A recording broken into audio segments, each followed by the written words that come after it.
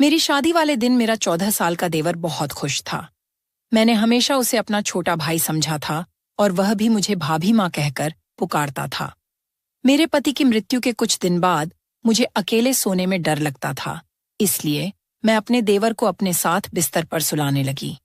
सर्दियों की रातें थीं और एक ही बिस्तर में अपने देवर के साथ सोना मुझे बहुत अजीब सा लगता था। मेरा देवर मुझसे काफी छोटा था, लेकिन 14 साल की उम्र में भी वह 20 साल के जवान लड़के जैसा लगता था। मेरे पति की मृत्यु के बाद मैंने बहुत मुश्किल से गुजारा किया था, लेकिन मैं कब तक इस तरह जीविका चलाती। उस रात मैंने सोचा कि एक बार अपने देवर को आजमा कर देखती हूँ। आधी रात को मैंने उसे हिलाकर देखा। वह गहरी नींद में था, लेकिन जैसे ही मैंने उसे छुआ, मेरी आंखें हैरत से फटी की फटी रह गईं। मेरे पति की मृत्यु को अब भी 2 दिन ही हुए थे। मेरे घर में मेरे सास ससुर और नंदें भी नहीं थीं। मेरे पति का इस दुनिया में अपने छोटे भाई के अलावा और कोई नहीं था। रोहन की उम्र 14 साल थी। वह मुझसे छोटा था। मैंने उसे कभी छोटे भाई से ज्यादा कुछ नहीं समझा। जब मेरी शादी हुई थी, तब वह मेरी शादी के दिन बहुत खुश था।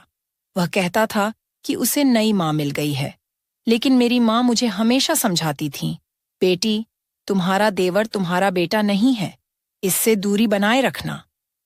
थोड़े समय बाद वह बड़ा हो जाएगा, फिर तुम्हें उससे पर्दा करना होगा। इसलिए अभी से उसे आदत डालो कि वह तुम्हारे कमरे में बिना अनुमति ना आए। मैंने कई बार देखा है कि तुम्हारा देवर बिना वजह तुम्हारे कमरे में आता जाता है। बेटी, तुम्हें ऐसा नहीं करना चाहिए। तुम एक शादीशुदा लड़की हो। तुम्हें अपने पति और घर वालों की भी परवाह करनी चाहिए। मैं अपनी माँ की बात सुनती तो मुझे लगता कि वह रोहन के बारे में गलत सोचती हैं, इसलिए मैं उनकी बातों पर नाराज हो जाती थी। लेकिन जब मैं बेसहारा हो गई, मेरे पति इस दुनिया से चले गए, तो मेरी आंखों से आंसू बह रहे थे।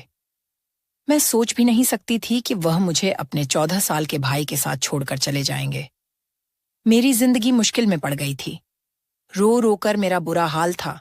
रात के 12 बजे गए थे। मेरा देवर रोहन अभी तक घर नहीं आया था। शायद वह अपने भाई के रिश्तेदारों के साथ व्यस्त था। मेरा दिल इस बात से संतुष्ट था कि अगर वह घर नहीं आता तो यह अच्छी बात है, क्योंकि अगर वह घर आ जाता तो मुझे असहज महसूस होता। मुझे बार बार अपनी माँ की बातें याद आ रही थीं। तभी इस बड़े घर के दरवाजे पर दस्तक हुई। मेरा दिल उछल कर गले में आ गया। मैंने सोचा, पता नहीं कौन होगा, लेकिन बाहर से रोहन की आवाज आई, भाभी, दरवाजा खोलो, मैं हूं। मैंने डरते डरते दरवाजा खोला। आज ये घर मुझे जंगल जैसा लग रहा था। रोहन मुझे एक छोटा सा भेड़िया लग रहा था। पता नहीं क्यों मैं उसके बारे में इतना बुरा सोचने लगी थी। भाभी, आपने खाना खाया? उसने मासूमियत से पूछा। उसकी नजरें झुकी हुई थीं और उसके हाथ में एक थैली थी। थैली में चावल थे जो होटल से लाए हुए लग रहे थे। उसने एक प्लेट में चावल डाले और मेरे सामने रख दिए। भाभी, मुझे खाना बनाना नहीं आता। मैं आपके लिए बाहर से खाना लाया हूं। आप खा लीजिए, वरना आप भूखी मर जाएंगी। मैं अपने भाई के बाद अपनी माँ को नहीं खोना चाहता। रोहन की आंखों में भी आंसू थे। वह मुझे माँ कह रहा था, लेकिन मेरी माँ की बातें मेरे दिमाग से नहीं निकल रही थीं। भाभी, आपको चिंता करने की जरूरत नहीं है। मैं आपका सहारा बनूंगा। आप इस घर से कभी मत जाना। वह बहुत भावुक बातें कर रहा था, लेकिन मेरे मन में कई आशंकाएं घूम रही थीं। फिर उसने एक अजीब बात कही, भाभी, आप इस कमरे में सो जाइए। दूसरा कमरा तो छत के पास है। मुझे लगता है कि आपको छत वाले कमरे में नहीं रहना चाहिए।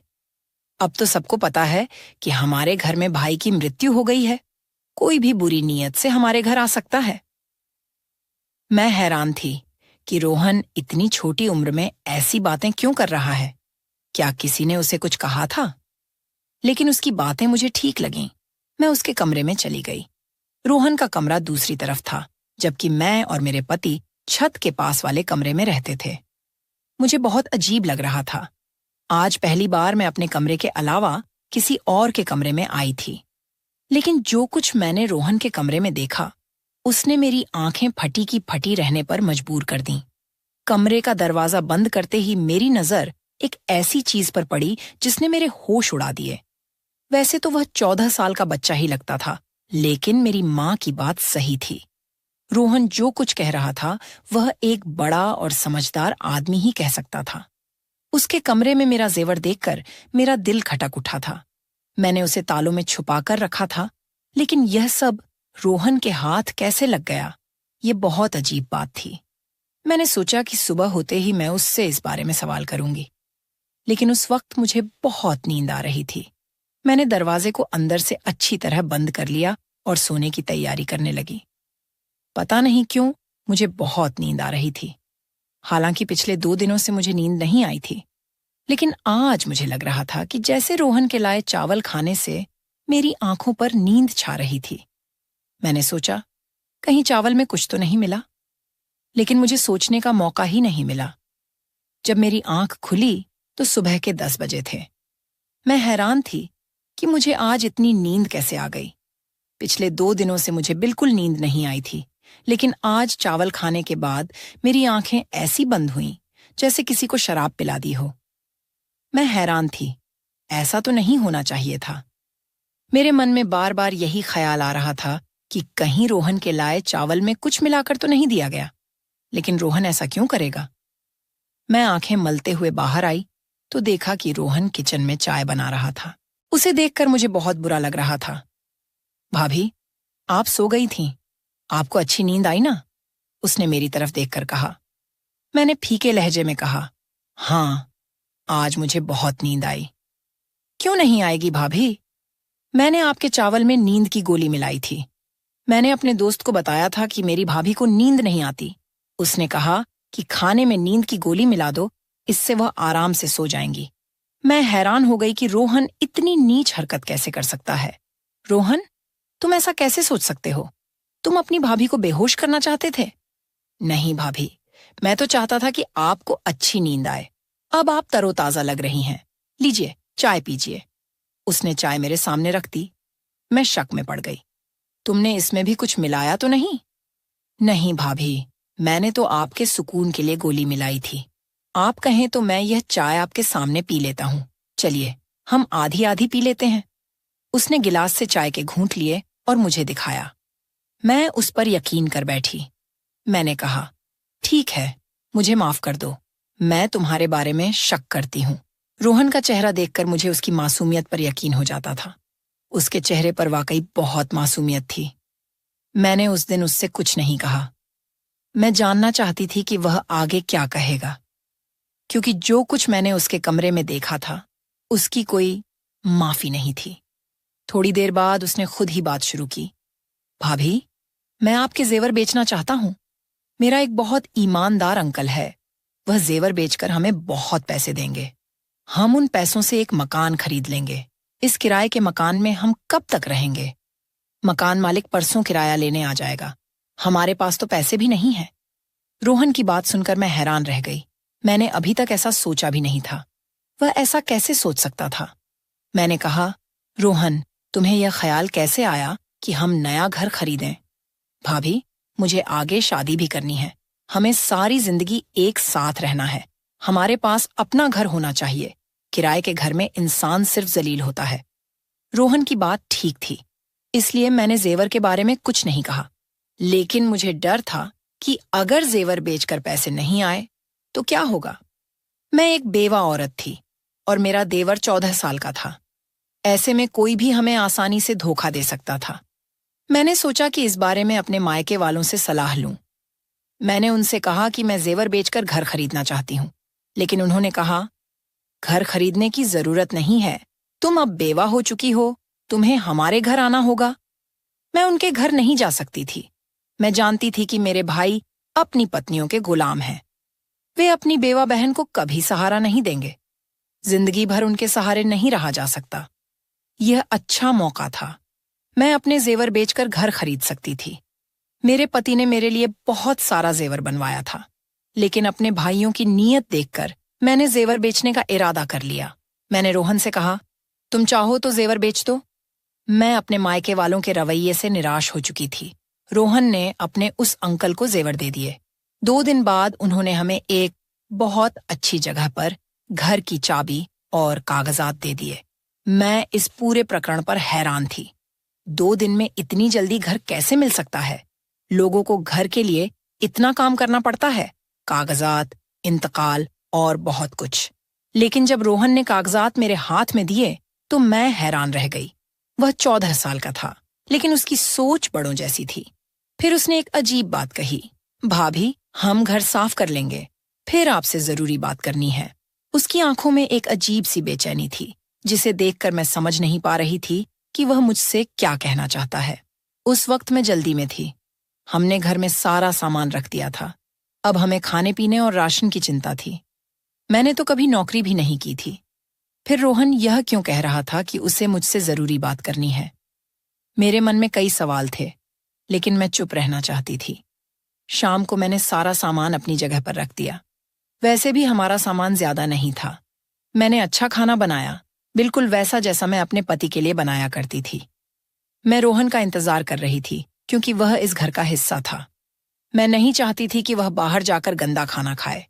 मैंने उसके लिए बहुत मेहनत से खाना बनाया था, लेकिन उस दिन वह घर नहीं आया। मुझे बहुत अजीब लगा। उसे इस वक्त घर होना चाहिए था। रात के 10 बज गए थे। मेरे पति की मृत्यु से पहले वह शाम 5 बजे तक घर आ जाता था और फिर बाहर नहीं निकलता था। मुझे डर लग रहा था। मैं उसका इंतजार करने लगी।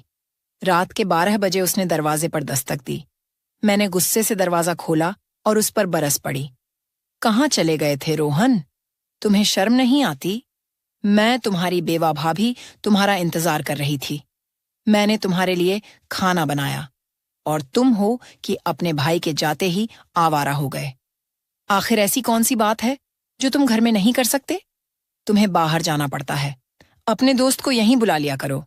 भाभी, मैं ऐसा नहीं कर सकता। उसने गुस्से से मुझे देखा, जिससे मैं डर गई। लेकिन वह तो एक बच्चा था। मैंने सोचा कि मैं उसे डरा सकती हूँ। मैं यही सोचकर बात कर रही थी कि वह मुझ पर चिल्ला उठा, भाभी, बस करो। मुझे अब आपकी कोई बात नहीं सुननी। जो खाना आपने बनाया उसे आप खुद खा लो। यह कहकर वह अपने कमरे की ओर चला गया। उस वक्त वह किसी 40 साल के मर्द की तरह गुस्सा कर रहा था। मुझे बहुत अफसोस हुआ। वह गुस्से में था। जरूर कोई बात थी। मैंने उसके कमरे में जाकर दस्तक दी। उसने दरवाजा खोला और अजीब नजरों से देखकर बोला, भाभी, एक बात कहूं, आप मुझसे शादी कर लो, वरना आप काफिर हो जाएंगी। उसकी बात सुनकर मेरी आंखें फटी की फटी रह गईं। तुम ऐसा कैसे सोच सकते हो कि मैं तुमसे शादी करूंगी? तुम्हारा माँ वाला प्यार कहाँ गया? तुम मुझे सुबह शाम माँ कहते थे। अब क्या हो गया? किसने तुम्हारा दिमाग खराब कर दिया? इतनी नीच बात तुमने कैसे सोची और फिर मुंह से कैसे निकाली? मैं गुस्से से आग बबूला हो रही थी। वह बिना किसी शर्म के मेरे सामने हाथ बांधे खड़ा था और मुझे टकटकी भरी नजरों से देख रहा था। मुझे उसकी नजरों से डर लगने लगा। मैं बोलते बोलते चुप हो गई और अपने कमरे में आकर बैठ गई। मैंने कमरे का दरवाजा अच्छी तरह बंद कर लिया। मेरा दिल जोर जोर से धड़क रहा था। मैं सोच भी नहीं सकती थी कि रोहन ऐसा निकलेगा। मैंने उसे हमेशा अपने बच्चे की तरह समझा था। मेरी कोई संतान नहीं थी, लेकिन मेरे पति ने कहा था कि रोहन को अपनी संतान की तरह पालना। रोहन की बातों से मुझे बहुत तकलीफ हुई। मैंने सोच लिया कि आज के बाद मैं उससे कोई बात नहीं करूंगी। यह घर मेरे नाम था। मैं अकेली भी रह सकती थी। अगर रोहन ने फिर ऐसी हरकत की तो मैं उसे घर से निकाल दूंगी। यह घर मेरे पति के पैसों का था और मेरे नाम पर था। रोहन को इसमें रहने का कोई हक्का नहीं था, अगर वह अपनी भाभी को इज्जत नहीं दे सकता। मेरी खामोशी अब गुस्से में बदल गई थी। सुबह मैंने रोहन के कमरे का दरवाजा जोर जोर से पीटना शुरू किया। फिर मुझे एहसास हुआ कि उसका कमरा अंदर से बंद नहीं था। मैंने दरवाजा खोला तो कमरा खाली था। रोहन कहाँ गया? मेरा दिल गुस्से से पागल हो रहा था। मैंने बाहर के दरवाजे की ओर देखा तो वह बाहर से बंद था। इसका मतलब रोहन मुझे घर में कैद करके चला गया था। मुझे उससे नफरत होने लगी। इतनी छोटी उम्र में ऐसी हरकतें। मैंने अपने मायके जाने का फैसला कर लिया, लेकिन फिर याद आया कि मैं इद्दत में हूं। बार बार घर से निकलना ठीक नहीं। मैं बेबस होकर बैठ गई। मेरे पति की मृत्यु को 1 महीना हो चुका था। इस 1 महीने में रोहन कितना बदल गया था। मैं सोच रही थी कि अगर भगवान ने मुझे संतान दी होती तो मैं रोहन के सहारे न होती। मैं अपनी संतान के सहारे जी लेती। लेकिन अब मैं उसे क्या कहूं? मेरा तो उससे कोई रिश्ता भी नहीं था। जिस शख्स की वजह से रिश्ता था वह इस दुनिया से चला गया। मैंने सोच लिया कि रोहन आएगा तो मैं उससे साफ साफ कहूंगी कि वह इस घर में नहीं रह सकता। शाम को, अब भी रात शुरू भी नहीं हुई थी, कि मेरे घर के दरवाजे पर जोर जोर से दस्तक होने लगी। मैंने सोचा कि शायद रोहन होगा, लेकिन जब मैंने दरवाजा खोला तो सामने 3-4 आदमी खड़े थे। वे गुस्से में लग रहे थे। उनके चेहरों पर दाढ़ियां थीं, जैसे वे धर्म के ठेकेदार हों।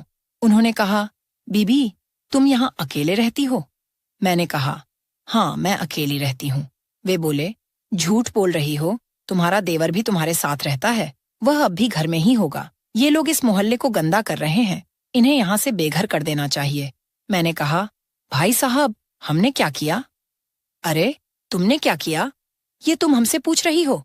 तुम अपने 14 साल के देवर के साथ अकेले रहती हो। तुम्हें पता है कि तुम्हारा पति मर गया है। तुम बेवा हो। अपने माँ बाप के घर जाओ, यहाँ शराफत से रहो। हमारे यहाँ भी बहनें बेटियां रहती हैं। ऐसे लोगों को हम बर्दाश्त नहीं करेंगे। मुझे उन पर बहुत गुस्सा आया, लेकिन मैं उनसे उलझना नहीं चाहती थी। मैंने उनके मुंह पर दरवाजा बंद कर दिया। मेरी आंखों से आंसू बहने लगे। यह सब रोहन का किया धरा था। मैंने अपना सामान बांधना शुरू कर दिया। यहाँ रहना मेरे लिए मुश्किल हो गया था। मैं जानती थी कि रोहन ने ही मेरे बारे में ऐसी बातें फैलाई होंगी कि मैं बहुत गुनहगार औरत हूँ। सच कहते हैं, ये दुनिया अकेली औरत को खा जाती है। भगवान सबकी इज्जत की हिफाजत करे। तो दोस्तों, अगर आपको यह कहानी पसंद आई तो इसे लाइक करें, कॉर्नर चैनल को सब्सक्राइब करें, बेल आइकन पर क्लिक करें और इसे ऑन एल पर सेट करें, ताकि आपको नई कहानियों की सूचना तुरंत मिले। धन्यवाद।